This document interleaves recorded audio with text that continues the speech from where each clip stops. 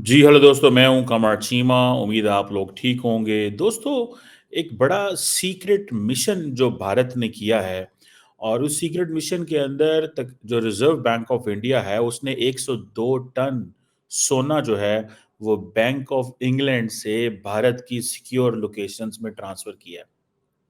इससे पहले अगर देखा जाए तो सुनने में आता है कि पिछले कुछ अर्सा पहले भी इंडिया ने सोना जो है वो शिफ्ट किया था इंग्लैंड से इंडिया।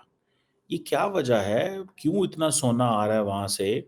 और अमूमन तो दुनिया जो है वो स्विट्ज़रलैंड में, न्यूयॉर्क में या बर्तानिया के अंदर जो है वो सोना रखते हैं ताकि अगर कोई इंटरनेशनल बैंक पेमेंट्स करनी है, कोई सेटलमेंट्स करनी है, ट्रांज़ैक्शंस करनी है तो जो परचेज़ एंड सेल वो बड़ा ईज़िली हो सकता है क्योंकि इतने बड़े एसेट्स को इतने इस अंदाज़ से शिफ्ट करना इट टेक्स सम टाइम। और मज़े की बात ये है कि जैसे मैंने पहले बताया कि पिछले इस साल मई के अंदर भी इंडिया ने कुछ 100 टन सोना जो है वो शिफ्ट किया था। अभी फिर ये सोना जो है वो इन्होंने शिफ्ट किया है। कहा जाता है कि जो कुछ रिपोर्ट्स के मुताबिक कि इंडिया दुनिया के अंदर बहुत सारे मुल्कों में बहुत सारा गोल्ड मौजूद है और जिसे कहते हैं इंडिया के जो टोटल गोल्ड रिज़र्व्स हैं वो तकरीबन 854 टन है।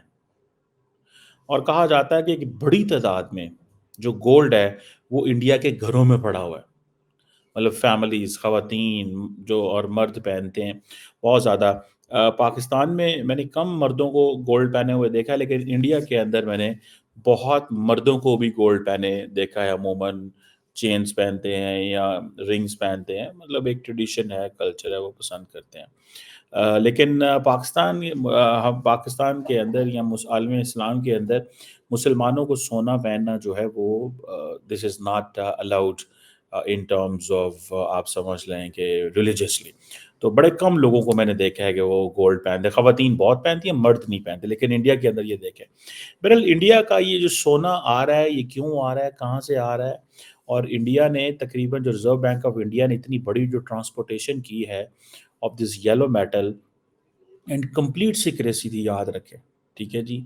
ज़बरदस्त किस्म के सिक्योरिटी मेजर्स थे, स्पेशलाइज्ड चार्टर्ड एयरक्राफ्ट्स लिए गए, हाई लेवल प्रोटोकॉल्स थे। फिर देन उसके बाद उनको जब शिफ्ट किया गया इंडिया के अंदर तो कोई कस्टम्स नहीं था, कोई इनकम टैक्स नहीं था, हर चीज़ वेव ऑफ कर दी गई स्पेशल, क्योंकि अपने मुल्क में था तो किसने वो करना था। बहरहाल ये चीज़ें जो है वो ज़ाहिर बात है सरकार है वो कर सकता है। अब सुनने में आ रहा है कि ये जो सोना है, ये मुंबई एंड नागपुर में जो रिज़र्व बैंक ऑफ इंडिया के जो लोकेशंस हैं, जहाँ पे उनका इस तरह का सोना पड़ा होता है, उन्होंने रखा हुआ है। और इंडिया ये सोना क्यों चाहता है? एक सवाल है। क्योंकि ये आप देखें कि 1990 के बाद ये सबसे बड़ी लार्जेस्ट गोल्ड रीलोकेशन हुई है। 1990 में उस वक़्त 1991 में अगर आप थोड़ी इंडिया की उस हिस्ट्री में चले जाएँ, तो उस वक़्त ये कहा गया था जी कि जिसे वो कहते हैं ना कि जब 1991 में गोल्ड इंडिया ने बर्तानिया भेजा, तो कहा गया था कि ये जो सोना भेजा गया ये हमारे मुल्क का फेलियर है।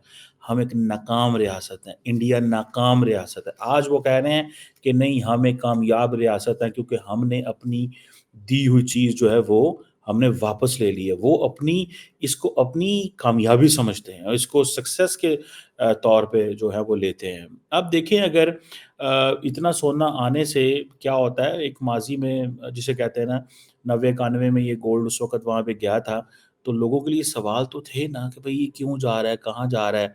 उस वक़्त इंडिया की इकॉनमी अच्छी नहीं थी, सिचुएशन बुरी थी, इंडिया को पैसा चाहिए था और ये चीज़ें जो थीं गोल्ड उनके पास था, उन्होंने ले लिया। इसके देखें इसकी कुछ वजूहात हैं। एक तो ज़ाहिर बात है इंडिया अब कहता है कि जी हमारी डोमेस्टिक कैपेसिटी बहुत अच्छी है। हमारी कैपेसिटी बहुत अच्छी है और हम रिज़र्व कर सकते हैं, ठीक है जी। दूसरा ये है कि वो कहते हैं कि हमने इससे ये लिक्विड करेंसी है ये होनी चाहिए हमारे पास, ये नेसेसरी है क्योंकि इससे हमारी थोड़ी-सी फ्यूचर में अगर हमें कुछ ऐसी होती है कोई करेंसी डिवैल्यूएशन होती है, इन्फ्लेशन होती है, तो हमें चीज़ें करने में बहुत सारी आएगी, कोई फाइनेंशियल क्राइसिस आ जाता है, तो ये गोल्ड पड़ा होना चाहिए। लेकिन सबसे बड़ी बात दैट इज़ जियोपॉलिटिक्स।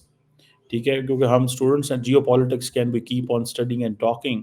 دیکھیں انڈینز جو ہیں وہ اس وقت ان کی جو فارن پالیسی ہے that revolves around multi alignment. ٹھیک ہے جی، اور that revolves around strategic autonomy. So when you talk of multi-alignment, when you talk of strategic autonomy, then at the end of the day, you have to understand this very carefully. کہ there are countries like Russia جن کے ساتھ India کام کرتا ہے. Americans بالکل اس وقت Russia کو پسند نہیں کرتے، اور آپ کو پتہ ہے امریکنز نے Indians, Chinese, Malaysian, Thailand, United Arab Emirates, ان تمام ممالک کی کمپنیوں کو سینکشن کیا ہے. ابھی کل کی بات میں بتا رہا ہوں، ایگزیکٹو آرڈر جاری کیا ہے، ایگزیکٹو آرڈر جاری کیا ہے، کیونکہ یہ رشین ملٹری انڈسٹریل بیس کے ساتھ کوآپریٹ کر رہے. انڈیا یہ سمجھتا ہے کہ اگر یہ چیز چلتی رہی، ہم تو رشیا کے ساتھ کام کرنا چاہتے ہیں، اور ہم اسٹریٹجی ہمارے تو S-400 آئے ہیں. ایسی کیا بات تھی کہ آج سے 6 مہینے پہلے، سال پہلے، 1.5 سال پہلے تو سارا امریکہ کہتا تھا کہ ایک کارٹسا ایکٹ ہے. وہ کارٹسا ایکٹ بیسیکلی یہ ہے جو کہ امریکن کانگریس نے اپروو کیا ہوا ہے کہ اگر کوئی بھی ملک جو انڈیا کا دوست، امریکہ کا دوست ہو، لیکن وہ رشیا کے ساتھ مل کے کام کرے گا، رشیا کے ساتھ کام کرے گا، تو ہم اس پہ سینکشن لگا سکتے ہیں، یا اس کی ملٹری کے ساتھ کام کرے گا تو ہم اس کے ساتھ سینکشنز لگا سکتے ہیں.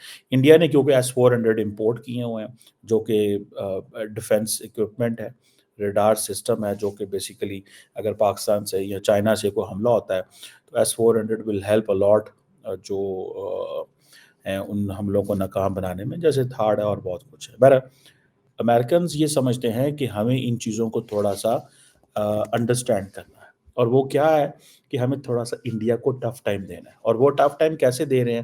وہ اس انداز سے دے رہے ہیں. ٹھیک ہے جی، اور وہ ٹف ٹائم یہ ہے کہ بھائی صاحب،